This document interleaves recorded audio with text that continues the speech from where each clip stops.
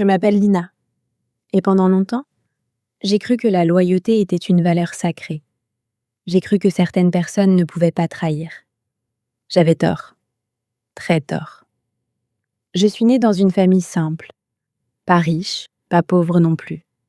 Une famille normale, avec ses habitudes, ses traditions, ses secrets. Mais surtout, avec un lien très fort entre deux sœurs.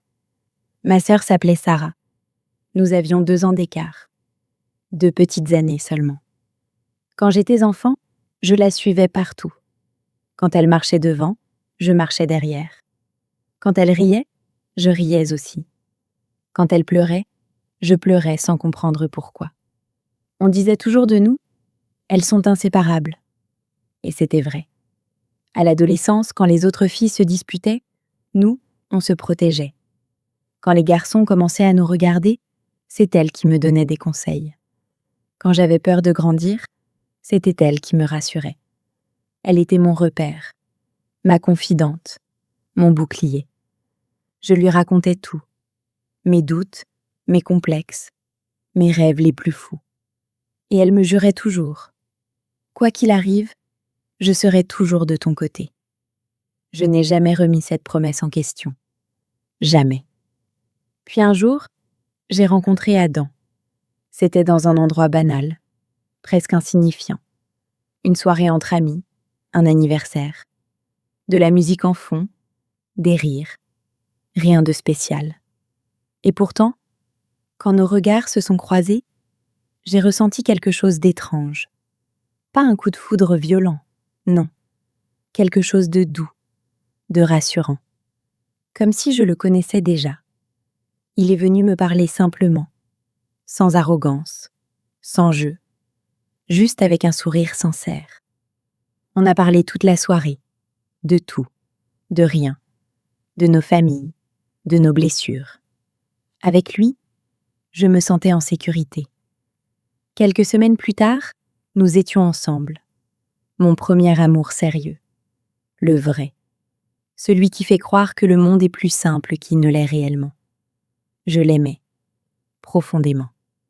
Et comme je faisais confiance à ma sœur plus qu'à quiconque, je l'ai présenté à Sarah, sans aucune hésitation, sans aucun doute. Je me souviens encore de ce premier dîner.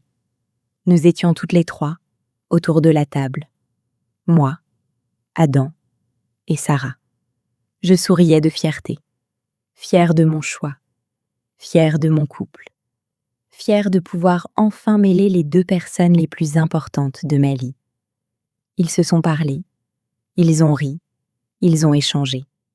Et je n'ai vu absolument rien d'anormal. Les mois ont passé, notre relation grandissait. Adam était présent, disponible, attentionné.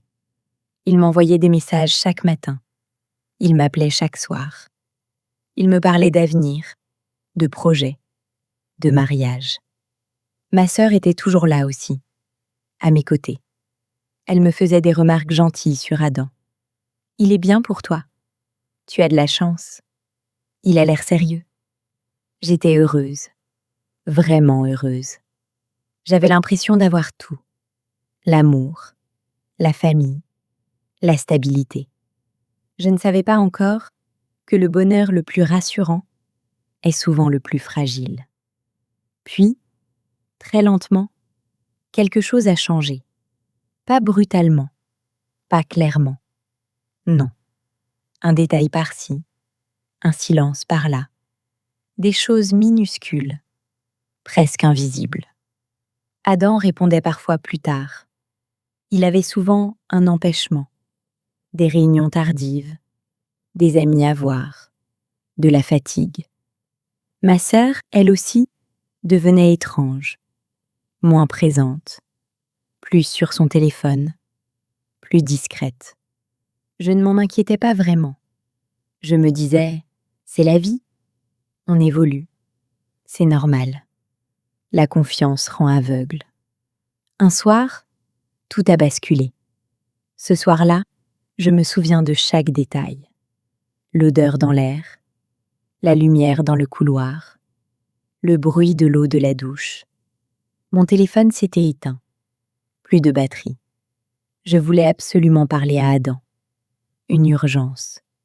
Un besoin inexplicable. Je suis entrée dans la chambre de ma sœur. Elle prenait sa douche. Son téléphone était posé sur le lit. Allumé. Je l'ai pris sans réfléchir. Juste pour appeler. Mais au moment où j'ai déverrouillé l'écran, un message est apparu. Un nom. Celui d'Adam. Mon cœur s'est arrêté. Je me suis dit, ce n'est rien. Peut-être qu'il lui demande quelque chose pour moi. J'aurais dû reposer ce téléphone. Mais non. J'ai ouvert le message. Et à cet instant précis, toute ma vie s'est effondrée. Il n'y avait pas un message. Il en avait des centaines, des semaines, des mois, de discussions, des « je te manque », des « je pense à toi », des rendez-vous planifiés, des nuits cachées, des mensonges construits avec soin. Et au milieu de tout ça, une phrase, une selle, froide, cruelle, inoubliable. Elle ne se doute de rien. Cette phrase a transpercé mon cœur. Je sentais mes mains trembler. Ma vision se brouillait. Je voulais que ce soit un cauchemar. Je voulais me réveiller. Mais c'était réel. Terriblement réel.